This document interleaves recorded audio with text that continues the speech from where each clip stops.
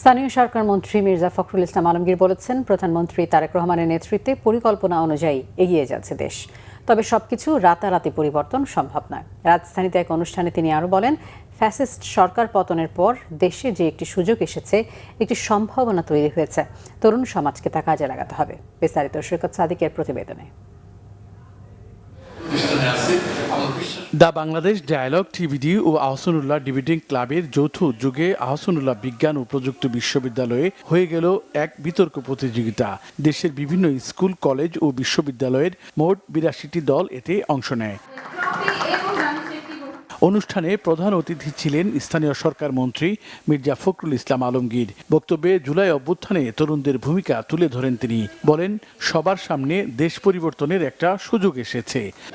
এবার আমাদের সামনে একটা সুযোগ এসেছে। এই জন্য আমি বলছি কথাগুলো যে আপনারা নিশ্চয়ই লক্ষ্য করেছেন যে আমাদের বর্তমান প্রধানমন্ত্রী তিনি কিন্তু বাংলাদেশের নির্বাচিত অতিথি ফিরে এসে প্রথমে যে কথাটা বলেছিলেন যে আমার একটা পরিকল্পনা আছে।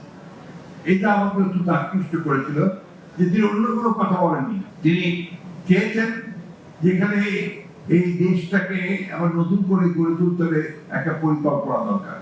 সেই পরিকল্পনা কাজ শুরু করেছে।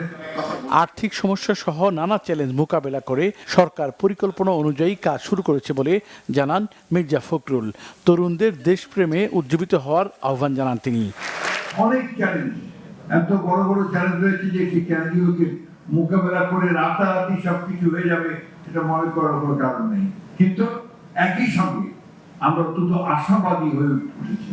আশাবাদী উঠেছি এই জন্যে যে আমরা দেখতে পাচ্ছি যে আমাদের তরুণরা তাদের যে ক্ষমতা দিয়ে, তাদের দেশের প্রতি যে ভালোবাসা দিয়ে তারা যে একটা অসম্ভবকে সম্ভব করেছে, একটা ফ্যাসিবাদকে একই দিয়ে একটা গণতান্ত্রিক পরিবেশ সৃষ্টি করেছে, উদার একটা গণতান্ত্রিক ব্যবস্থাকে প্রতিষ্ঠা করার সুযোগ এনে দিয়েছে।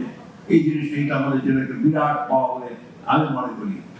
তরুণদের গণতান্ত্রিক চর্চা ও নেতৃত্ব বিকাশে এ ধরনের আয়োজন গুরুত্বপূর্ণ ভূমিকা রাখবে বলেও মনে করেন অন্যান্য বক্তারা। সৈকত সাদিক, বাংলা ভিশন, ঢাকা।